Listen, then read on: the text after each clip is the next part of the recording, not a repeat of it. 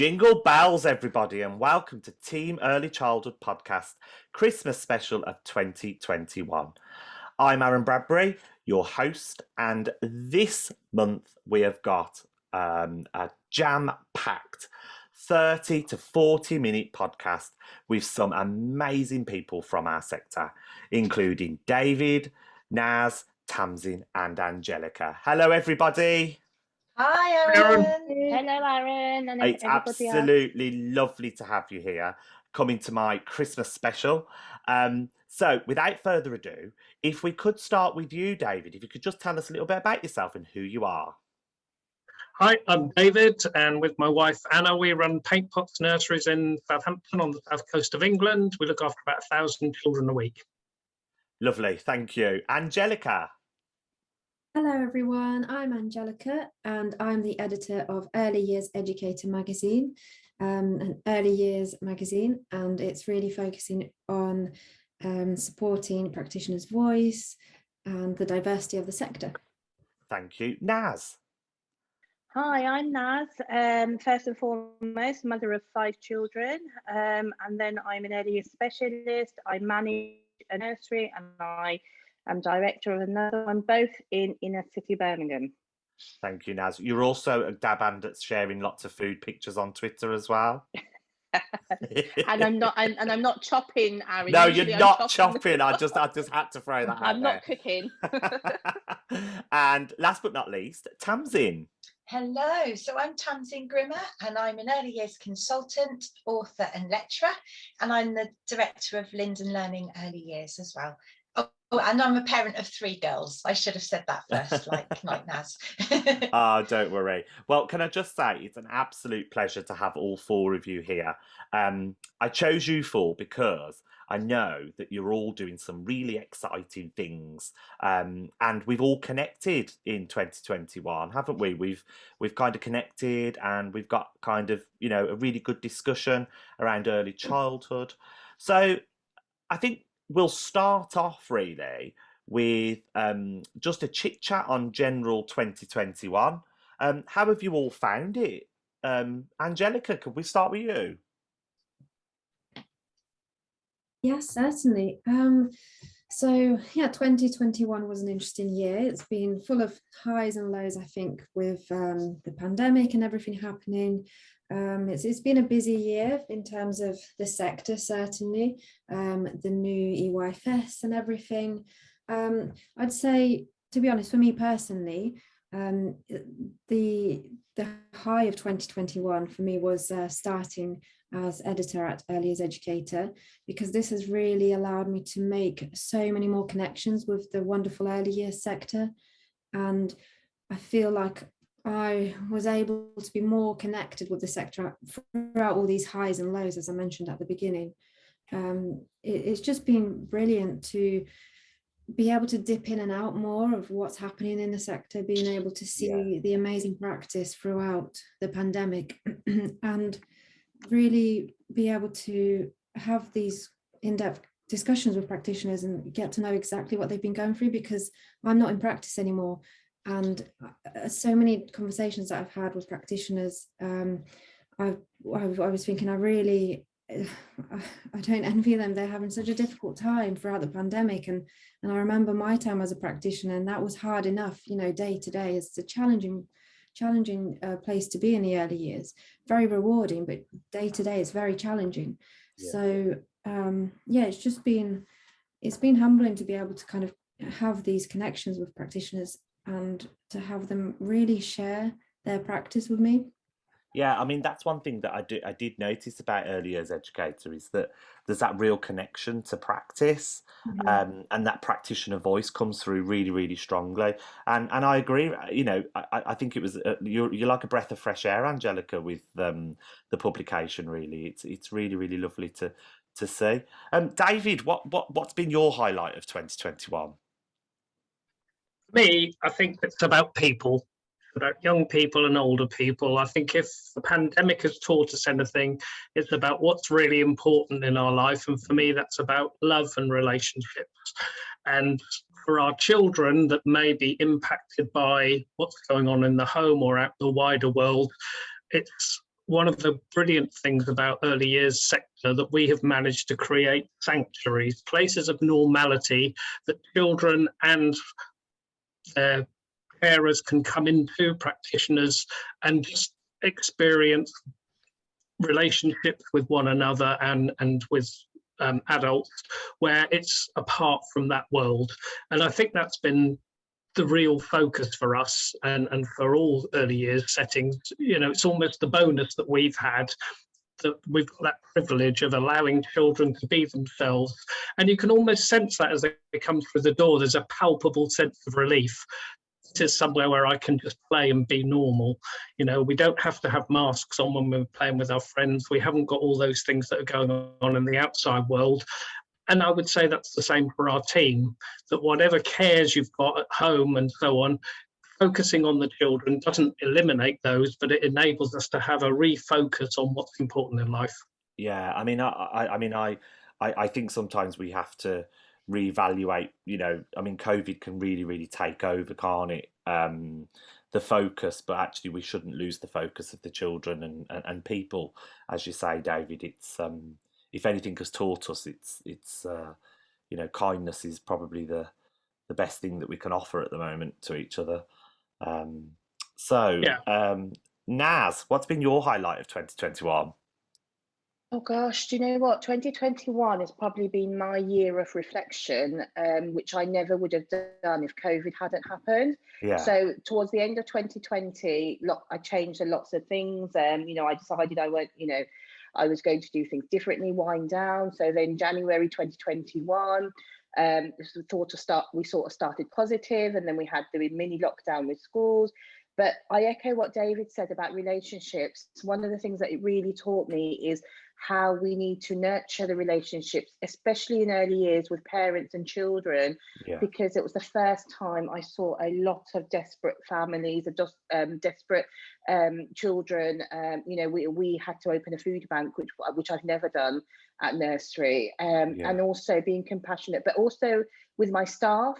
It wasn't just the family. I had staff that were very scared, staff that were nervous, you know, about COVID, and the children, you know, so lots of compassion, empathy, and also what it made me realise was the inequality of everything and how lucky I actually was personally, with regards to, you know, my situation compared to others. So it made me reflect on how can I support and help others to you know, start on the path of that. So my highs were really supporting staff with CPD, you know, and it sounds really funny, but almost encouraging them to get better paid jobs, because you know what our sector's like. But you know, really getting them to get, you know, go and do, you know, we'll support you doing your level 4s, your level 5s, because unfortunately our sector is, you know, I can't pay them anymore. So when I realised it, I thought, you know what, if they can make better lives for themselves, because this pandemic really did show the inequality of everything, and you know, they do one of the hardest jobs and just don't get rewarded for it. So you know, my highs was really valuing those human relationships, and reflecting on how I can support people much better. Yeah, and reflection is something that we constantly talk about, isn't it, in the early childhood sector? You know, we're constantly talking about that being a reflective practitioner is so important for the children and the families, and like you say, for yourself. And I think what we do, though, as a reflective practitioner, we do focus on the children and families, but we sometimes forget our staff, especially as managers, our staff and what they're going through. And like you said, nurture the ones you've got, because now we've got a recruitment crisis. You know, let's nurture the ones we've got so they stay. But at the same time, like I said, when I realised, you know, some of these will have to move on, because we you know, financially we just can't keep them, which is really sad, and that's a conversation nationally. I think we need to have an early, and I know we're always talking about funding and staffing, but this is something, especially when they're going off to Amazon. I'd go, if I got £3,000 signing bonus just before Christmas, I'd go off to Amazon. No stress, no safeguarding, nothing. It's so again, 2021, the highlight for me was actually valuing my staff relationships, and you know, supporting them to move further. That's lovely, thank you. And Tamsin, what was your highlight of 2021? Am I allowed to, Aaron? You can have as many as you want, really. So because one of them's kind of home and one of them's work, so home wise, spending time with my family. So my work kind of over the last 18 months or nearly 2 years has gone online, and I'm working from home a lot, and I'm delivering training from home. So what's been really lovely is spending time with my family, more time than I would have perhaps spent before. We've explored the local area together and things like that, which has been, you know, special, really. And then work-wise, it was very exciting because I had my Loving Pedagogy book Yes. published this year. And I mean, David's already talked about love, and Nav's has talked about nurture. And really, you know, my book kind of responds, well, in a way, it responds to the pandemic. There's even a chapter in there about that. But it's about responding with love and nurture and promoting, you know, children's well-being and things like that. So and that was a real highlight for me. So when that came out in spring, and yeah, that it was very exciting. Yeah, I mean, I have to say, you know, I'm probably being a bit biased, but your Loving Pedagogy book has been probably a real asset to the sector at this moment in time, and I think we're going to hold on to that. So, how have you guys kind of developed that kind of loving pedagogy within your practices? David, could we start with you? Oh, well, Tamsin very kindly interviewed me for some of the book, so some of my thoughts are already in there. Yes, thank you. And it is a fantastic book, I have to say. Not because I'm in it. I'll pay you later, David. I was going to say, is this just going to be a promotional podcast just for Tamsin's book? You know, there are other books out there. I mean, David has also written a book, you know. Why not? Other books are available. Yeah. So, for our Pots nurseries, our motto and the basis on which we do our everyday practice is love, laughter and learning, and that very much relates to the theme of Tamsin's book, that we see love as the bottom layer of the pyramid, and the biggest layer, that if we don't get that right, you know, the EYFS talked to us about warm, positive relationships as being fundamental to children's learning and development, and unless we've got that foundational piece in place, then we're really not going to make much headway. And then we have laughter on top of that, and hopefully we'll have some of that this evening, and every day is a learning opportunity for all of us. Absolutely. Angelica, could you see how Loving Pedagogy fits into you know, your magazine and early years as a holistic sector, really? Yes, so that's actually something that I'm focusing a lot more on in 2022, and it's one of those things that I feel like it hasn't really had enough spotlight during the last year. Yeah.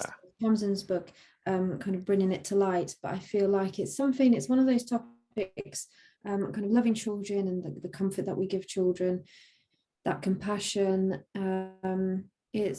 It's something that early years practitioners do all the time, and it's second nature, you know, and it when you work in a setting, you are like one big family. And I remember talking about, I always say my preschoolers, and I'd say my children, and if, you know, someone heard me say that, they think, oh, you've got your own children. I'm like, no, the children that I look after in nursery. And it's just one of those things that is not really addressed that much, I don't think. No. Do you think that there's and this is to all of you guys, do you think that that our focus, you know, when we read articles and magazines and all those, you know, that's out there, and again, you know, there are many out there, I don't think we give enough of that nurturing kind of spotlight on the child, or like Naz said, on practitioners and the wider community. We you know, and curriculum is important, but let's not forget that early years isn't just about curriculum. I mean, what do you guys think? I mean, I think relationship, as you know, David said earlier on, really relationship needs to underpin everything. You know, curriculum will Absolutely, come, yeah, but we need to get those relationships right. So, you know, having that relational pedagogy, I think, is really, really important. Yeah. Yeah, I'd like to see a little bit more focus on those relationships, you know, nurturing. I think it's Mm. what binds us together, really. But I mean, David, you talked about people, and that's what binds us together. Would you agree?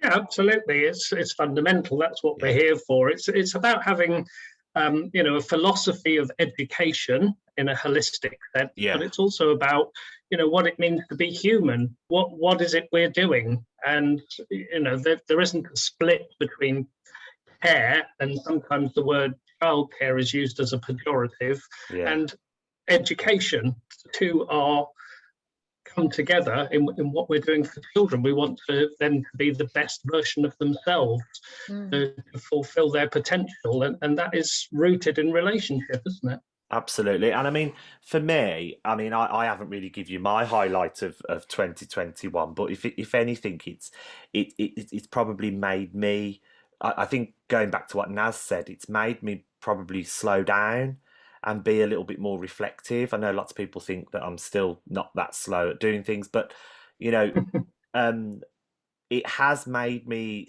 think about the relationships that I've got, um, and what that means to people and the impact that that has. And you know, I am going to bring your book into it again, Tamsin. You know, reading that just really supports that reflectiveness of being that early years, you know, practitioner and the position that you've got. So I think for me, I mean, I'm going to say I've had a good 2021. You know, I've made new connections, and you know, and there's nothing better than that. And I think, you I know, also think, Aaron, on the back of the Love and Pedagogy, I've got Tamsin's book, but I haven't read it. I've dipped in and out. Nas. I haven't sat there with my highlighters and my stickies that I do, so I can quote it at everybody. But I've dipped in and out.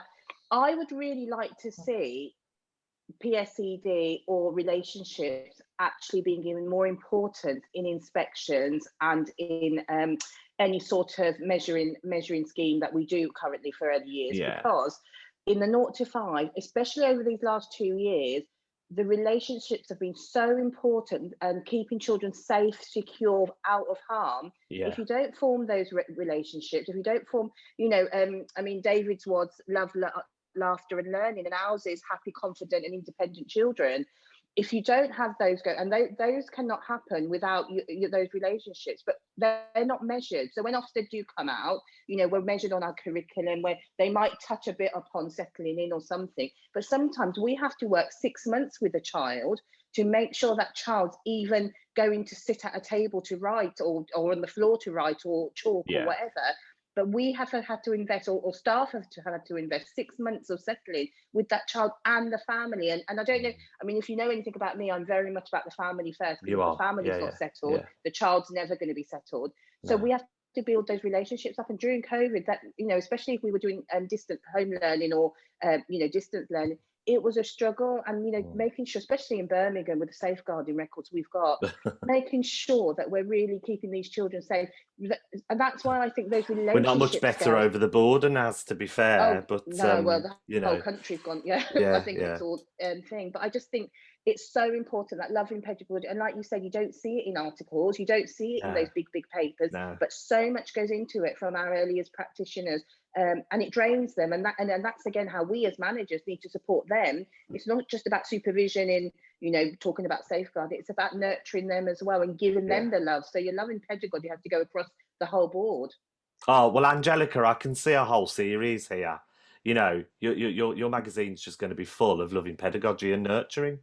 I That's mean, what more? fantastic. What more do you need? If I can jump in at this point, though, Go on, Aaron, Tamsin. Yeah, the there's a really great quote by the Children's Society, and they say that if schools, and I would say and settings, so if schools and settings do not measure the well-being of their children, but they do measure their intellectual development, the latter will always take precedence.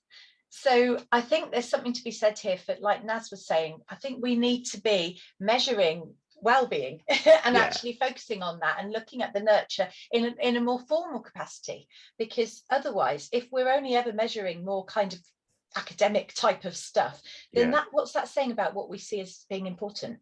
So Absolutely. Right, so we're halfway through, so I thought we could do a Christmas cracker joke.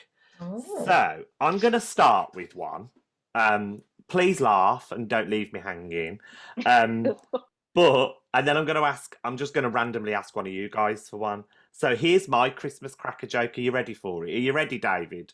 Are you ready, Angelica? Are you ready, Naz and Tamsin? Right, so Yeah. what do angry mice send to each other at Christmas? I don't know. No idea, Aaron. No idea? Cross mouse cards. I'm laughing at my own joke here. Okay, Can I just throw that out there? Okay, So, well, then mine's not Naz, worse than have you that. got one? Yeah, Naz, have I you have got got one. Go on I'm then. sure. I mean, it's horrific because you put us on the spot and thing, but it's absolutely. So, who is never hungry at Christmas?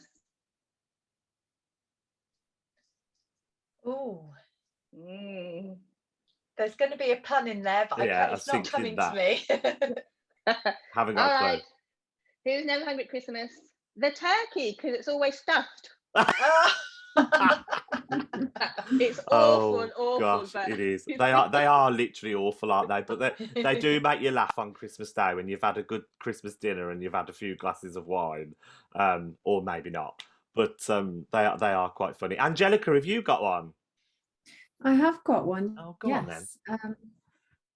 So mine is, why did no one bid for Rudolph and Blitzen on eBay? Oh, Don't know. don't know. I know this. You Hang on. You Because don't. they were too dear. Yes. Hey! David, have you got a Christmas cracker joke? Okay, what do you call a bunch of chess players bragging about their games in a hotel lobby? Chestnuts boasting in an open foyer. And last but not least, Tamsin. Okay, so who hides in the bakery at Christmas? Who hides in the bakery at Christmas? No idea. Go for it. A minced spy. They're getting worse. Tamsin, they're getting worse. Right, I'm going to finish with my other one that I've got, and we'll do some more at the end. So, why does Santa have 3 gardens? Oh, I God, don't know. are making us think. Oh, so he can ho, ho, ho. Oh my dear. Awful. Yeah, they are. Yeah, they are getting worse. Oh gosh. Right, so that leads us on to our next thing. So we've just talked about 2021, and the reason why I've got you 4 guys on here is because I'm aware that you've all got something really exciting coming up in 2022. So obviously I'm going to start off and say me and Ruth Swales have got that fantastic book coming out called Early Childhood Theorists today, which I'm really excited about because it's not just talking about people who are past.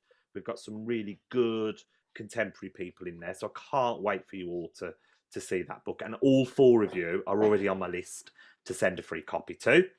Signed, Ooh. obviously. Yay! I hope it's signed. But I'm aware that you 4 guys have got something really exciting. So, Naz, could we start with you? The exciting things that you've got planned for 2022? Wow, this was really, really shock because I'm not an author at all. I don't write books. Neither was I. Just throwing that out there. I just do what I do and move on. Carry on, and I support everybody else. But then I got a phone call one day, really excited and saying that they want me to write a chapter in early education sort of century book. So it's like an amazing 100-year celebration, and it's going to be edited by Kathy Nut Brown, a huge name in early years. But I'm co-writing it with Stella Lewis, who's like my absolute idol in early years. So for me to step into book writing, it couldn't have been a better platform. So it was almost like I was almost in disbelief. And then when I sort of spoke to Stella about it's the chapter's called Tackling Racism and Anti-Discrimination in Early Education. Yeah. And for the immediate thing, I had imposter syndrome. So I was like, oh my God, not me. I'm not the anti-racist expert. You know, you've got so many people out there doing all this. But the chapter's actually about, it's about case studies on the floor. So it's not a theory or it's about my experiences with families and children. And it's absolutely wonderful because it's not going down the typical route of, you know, maybe Asian and Black children experience it. It's actually going down about practitioners' prejudices and values and beliefs, and how I as a manager had to deal with it. So I mean, not to give a lot away, because obviously I want you to buy the book and read the chapter, as a little example, talking about you know, in the areas that I work, the practitioner prejudices against the travelling community. So it's almost like, how have I helped them, you know, come over their prejudice, and because in effect it then affects the children, you know, how we dealt with that. So it's not your typical sort of maybe chapter that you're expecting. It's hopefully going to be very very nuanced and exciting, and you know, very relevant, because it's things that are happened and happening.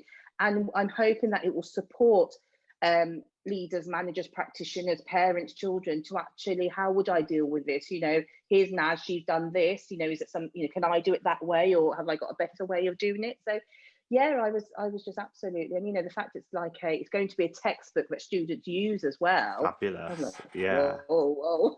It sounds great, Naz. It does sound great. Yeah, it sounds really imposter exciting. syndrome, though. Yeah. Oh, Naz, can I just say, yeah. everybody on this call, I'm sure, feels exactly the same. Imposter syndrome is, you know, it just happens. And the fact that it's going to be published and somebody's going to be reading it, you just freak out, don't you? You just like... Well, I am, because there's such huge giants in the sector, as you know, huge giants that I'm standing on the shoulders of. I'm almost like, oh my goodness, you know, are my experiences going to be relevant, you know? And then you have that, oh, who's going to want to read it type thing. And then I comfort myself thinking, well, Kathleen Nutbrow's editing it, and Stella's co-authoring it. They're going to want to read it. You know, I'm just a little bit the side bit. So it's but yeah, like I said, really exciting for 2022. But that voice is so important, Naz, and you've got so much exciting things to say. So I'm really looking forward to reading it. Thank you very much. David, have you got anything exciting coming for 2022? Well, I'm very excited to hear what Naz is up to, and I just endorse what Aaron's just said, that, you know, there's nothing more important than practitioners' experience. Yeah, it's great to hear what people have got to say who've been saying it for a long time, but we want to know what's going on now and how people have dealt with that. So yeah, brilliant. I've got a TEDx talk coming out in January. I did it live just before Christmas, but that should be uploaded. And it was a TEDx Bargate, which is Southampton, educational one, and it's on the theme of the passion and compassion of early years education. Brilliant! So, wow, that's some really of my exciting. personal story in there, but also again talking about loving pedagogy, I suppose, in wider area. And I'm hoping to do a bit more writing this coming year as well. Fantastic. Just so everyone listening, like, just to focus, Loving Pedagogy isn't sponsoring this podcast. I'm just throwing that out there. It keeps coming up, but obviously, I mean, it's good for you, Tamsin, but you know, there are other books that, you know. But no, David, it just shows the relevance. I mean, what an experience doing a TEDx talk. I mean, was you nervous? Well, only in as much as this time it was virtual because of COVID. Yeah. So it's always the tech that gets you, isn't it, when you're doing a talk? You know, once you've got the script approved and you're all good to go, that's fine. But then you're thinking, this is live on the day. Will my computer let me down? So once that's all out of the way, it's not too bad. Well, I can't wait to listen to it. Is it going to be accessible to everybody, or do we have to pay? Yeah. Or yeah? No, it should be. Yep. Oh, that's really exciting. Angelica, what's coming for you in 2022? So I've got a couple of things actually. So I'll start with just my kind of focuses on 2022. So focusing more on practice, that, like I said earlier, that we haven't really had enough spotlight on during the current year, I think. So for instance, as we mentioned earlier, loving pedagogy, but also baby room leadership. So as you know, Aaron, working with your colleague Meredith Rose, who is working on exciting projects to do with baby rooms and practitioners seeing themselves as leaders or not seeing themselves as leaders. So I think that's really interesting, something that we don't really unpick enough of. So that's what's coming up in. I mean, just on that thing there, Angelica, I think there's a lot of like outstanding, good practice happening in our earlier settings, and sometimes and David and Naz are here, and they'll hopefully jump in. I don't think we spotlight them enough. There's a lot we can learn from our PVI sector, and they're doing some fantastic stuff. Would you agree, David and Naz? Well, from my point of you go on, Naz. Oh, go on, Naz. We're too polite. Go on, Naz. Okay, basically, I mean, absolutely, Aaron. I mean, the PVI sector is that it's that undiscovered treasure, really. It's the gold that's brimming underneath everything, because we have got the most amazing staff that do amazing things on pittance, but they go over and above. And when you see some of their practice with the children, it is. I mean, we can't help but say loving pedagogy. It is that loving pedagogy. Because as a recruiter, and I've just interviewed, I can spot the people that love working with children. So it doesn't matter.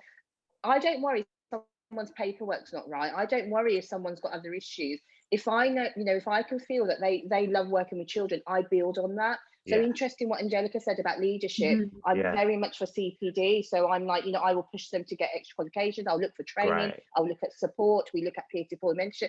So all that sort of stems from that loving pedagogy. And I'm really interested in this baby room thing, because we just go, we're just exciting, to go doesn't daycare. It? And we're just starting really to go daycare and our 0 to 2 baby room.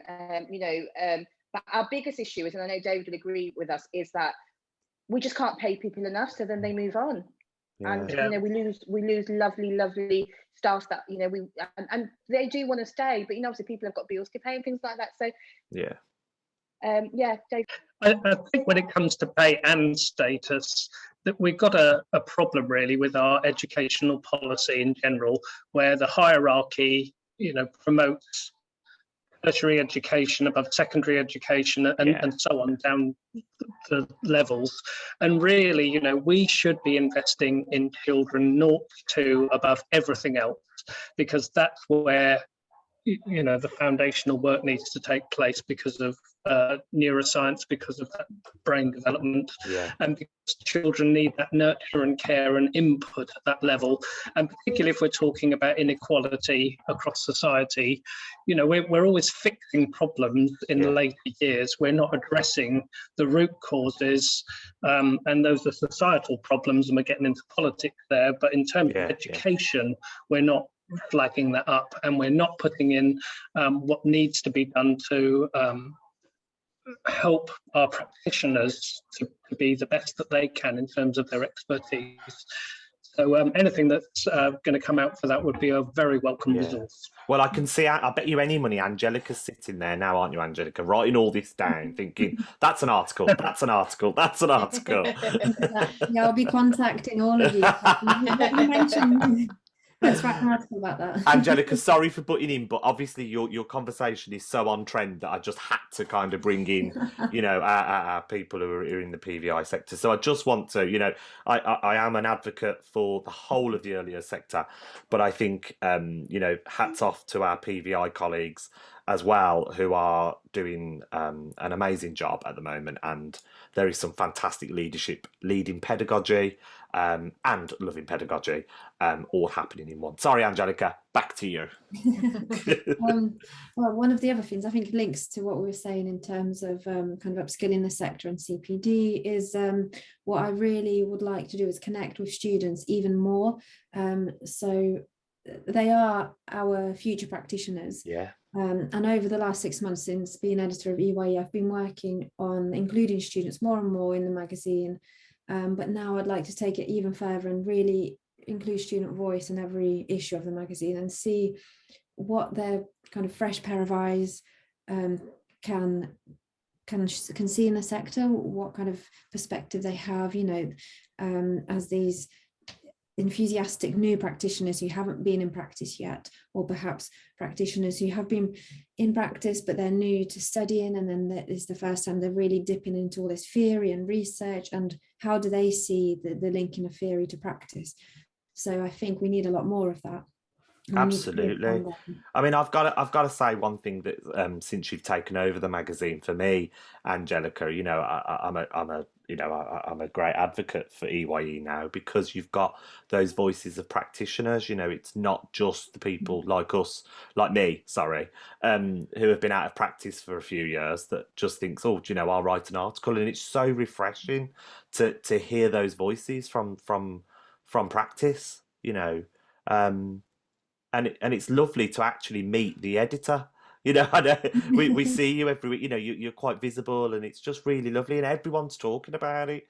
You know, everyone's talking about, oh, I've got the EYE magazine, and it's just so lovely to have. And I think it should be more of that, you know, the kind of community of practice feel, and that's exactly what Absolutely. I'm always aimed at for it to be, more of a shared, I guess, a shared resource between everyone, so everyone feels like that they can really relate to it, and can see themselves being represented through, you know, kind of their own backgrounds and their own practice, and also their own views and opinions, but also at the same time being challenged, and encouraging practitioners to reflect. That's something important. And you're going to be sharing my, you know, in one of the magazine editions, you're going to be sharing my lovely poem that Gary yes. Coffey wrote as well. So if anybody's listening and wants an actual poster of the Team Early Childhood poem, then the Early Years magazine, Early Years Educator magazine, is the place to go. And obviously 2 people on here have already got my poem in a frame. And don't worry, Naz and Tamsin. You knew what was coming. I know. I just knew it. I knew Naz was going to go, well, I haven't got one. Well, it is on its way. And so for you, Tamsin. However, David received his and it was broken. Oh. Absolutely gutted. It's fine. It's just a piece of glass. Oh, I am sorry though, David, but I'm glad that you've got it, and Angelica's already got one. But I don't hold you responsible, Aaron. Aaron, yeah. On the back of what Angelica's just said, that's really exciting, because I tell you what I've done since we sort of became a bit COVID safe before this Omicron. I had a lot of colleges, a lot of schools, because staff haven't been able to do their work placement and their practicals to get their level 2s and level 3s. So many were stuck. So what we've had is I've literally got 2 students in every day for the rest of the year, especially the ones that need to finish their level 3, because they are our next work cohort, aren't they? Yeah. So I'm thinking, Angelica, you know, if you're focused on students, it would be fantastic. And I'm going to recommend this to that magazine to them. And if there's a section on there, because, you know, yes, we're supporting them with placement. I tell you, one of the things that they get a shock at is punctuality and attendance. You know, if you're going to work in the sector, you need to be here on time. You need to be here every day. You know, if you've got a sore throat or even a cough, bar at COVID, you need to still come into work. And teaching them all that, it's been amazing. So I think with your magazine, if you've got a section with question and answers that students can dip into from real life students, I think that's absolutely amazing. I think that's always useful, isn't it? The case studies, the cute question and answers from students. That's exactly what I'm bringing more of. And me and Aaron have worked on the guide to early childhood studies degrees. And I think that's something that a lot of students have not only enjoyed, and are enjoying reading, but also writing and sharing their own experiences. Yeah, and I think it's a really good point to make, that obviously level 3 is embedded into lots of qualifications, not just level 3 qualifications. So now we've got the apprenticeship level 5 NAS that also gives you level 3, and then you've also got your early childhood studies degrees as well, which also qualifies you to have that, like what I used to call license to practice. It's very old speak now, but you know, it's you're absolutely right, Naz. And I think if we can get those voices, people are more obliged to connect, just like what Angelica has said about that community of practice. So thank you, Angelica. That's really, really exciting. And last but not least, we come to, I'm going to say, loving pedagogy queen, Tamsin Grimmer. Thank you. I was really interested in that as well, Angelica, because I actually work for a few days a week at Bath University teaching on the early years initial teacher training and on the PGCE there. So it's quite interesting sort of thinking about things aimed at students, because we can also, you know, perhaps aim things at students who are sort of furthering their professional development at that sort of level as well, or at master's level. That would be really great. Anyway, sorry, that was an aside. In terms of next year, it's quite exciting because I have been writing quite a lot in the last couple of years, and I've actually got 2 books coming out next year. Is it Loving Pedagogy Part 2? Part 2 and Part 3. No, funnily enough, I do mention Loving Pedagogy in both books, as you can imagine. But one of them's about behaviour, so supporting behaviour and emotions. And it's for a little series called Little Minds Matter that Routledge have put together. And the other one is all about self-regulation. Because yeah, so I've written that with a colleague, my colleague Wendy Jeans, because self-regulation is a term that we kind of hear a lot now. Obviously, it forms part of the revised EYFS, although I would suggest that the revised EYFS hasn't quite got it right. But, you know, I think what we're really trying to do is work out what it is. And obviously, we've got more understanding about how the brain enables us to function and learn and things like that at the moment. But what we've tried to do in our book is really look at how actually, you know, in schools and settings that adopt an ethos where self-regulation permeates their whole provision, it kind of like, and I would say with a loving pedagogy, it's kind of like really supports children, so it helps them in developing empathy. You can use skills like emotion coaching to support our children. Adults become co-regulators, and it's all kind of, I think, tied up together. So that's really exciting. So I've got these two books coming out in spring. So yeah, that's my exciting year. But I've also got more early years training planned and things like that. I've been doing some online training and things, and hopefully we will get back to more face-to-face, because training is actually what I really love, getting out there into settings and working directly with people. That's what I prefer to do. But we'll see.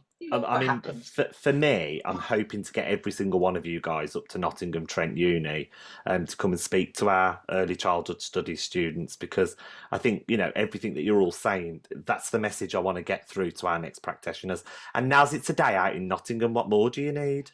I mean, you'll love it. My goodness, of course, you know. anything, Aaron, especially if it's expenses paid. I mean, for goodness sake. Oh, I never said anything about expenses being paid, but I'm sure we could do something. It'll be fine.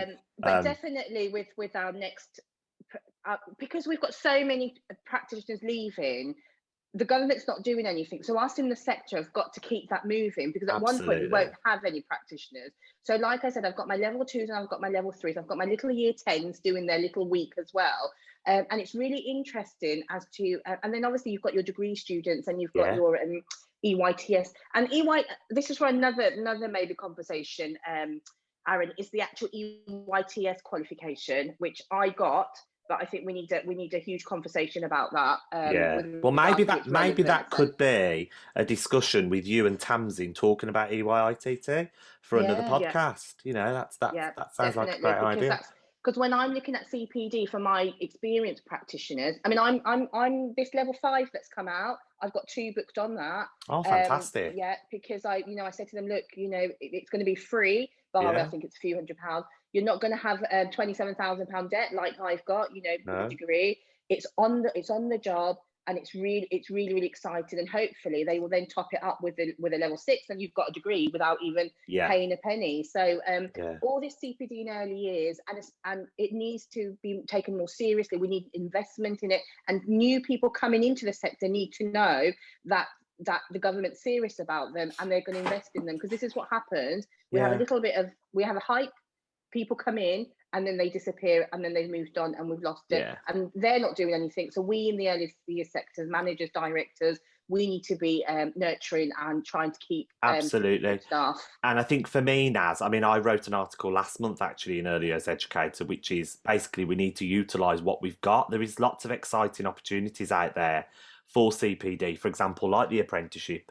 And if we don't use it, we'll lose it. So I think it's really, really important that we do get access to that. And actually, for small businesses at the moment, the government's actually helping you pay towards the costs. So, you know, get what you can is what I say.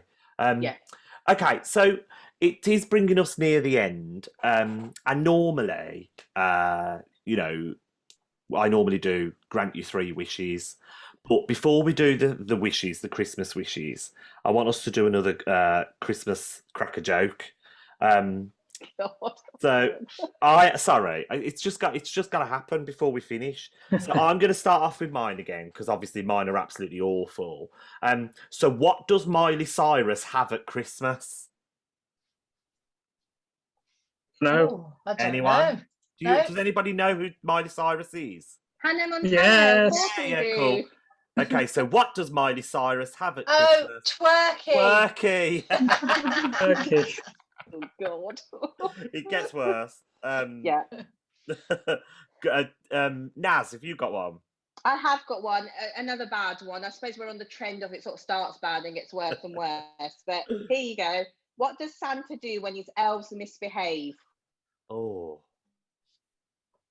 I don't know. No one? He gives them the sack. And that's me as a director and manager, obviously. No, actually, that is a good one, to be fair. I'm going to write that one down. David?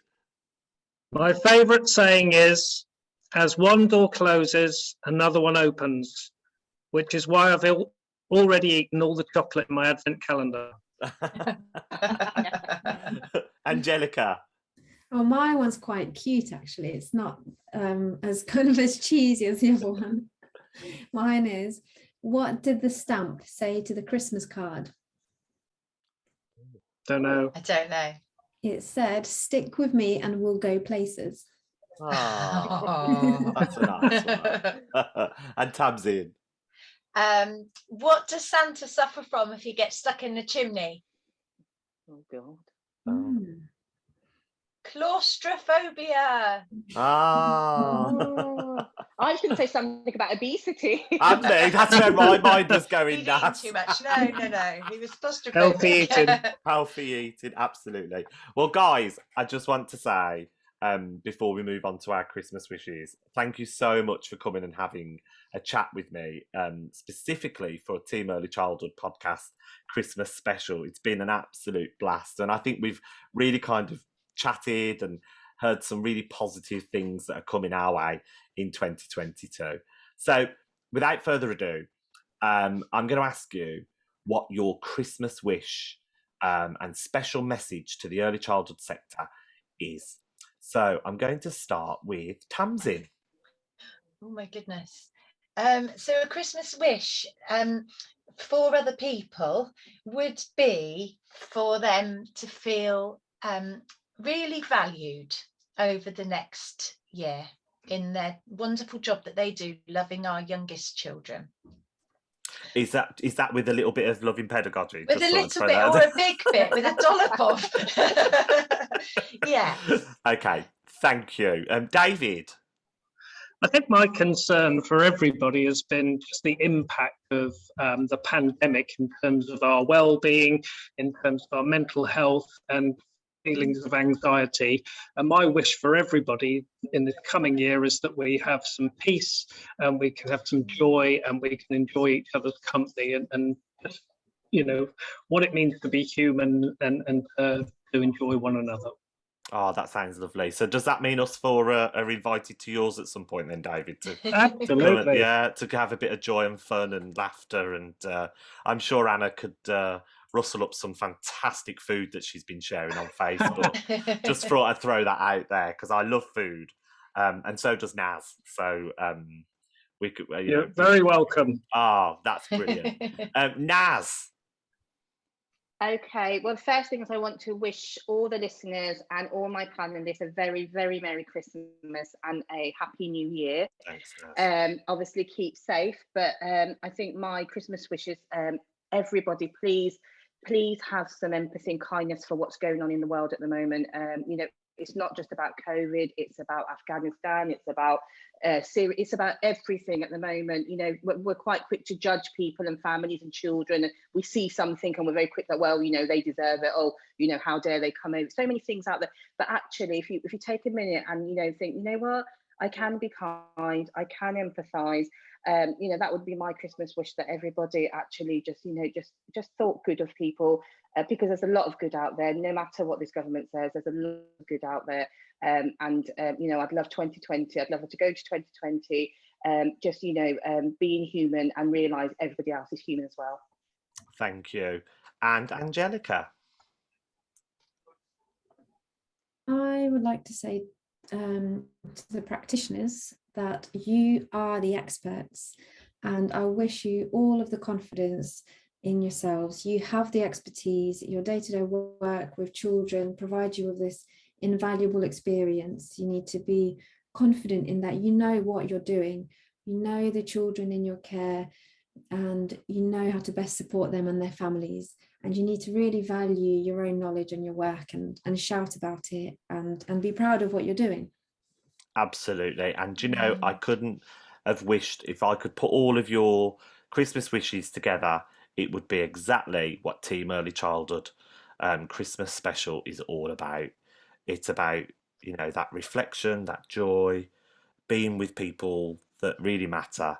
And I wish all of you, all of my listeners, and you guys who have joined me this evening, the best 2022. And thank you so much for joining me on Team Early Childhood Podcast Christmas Special.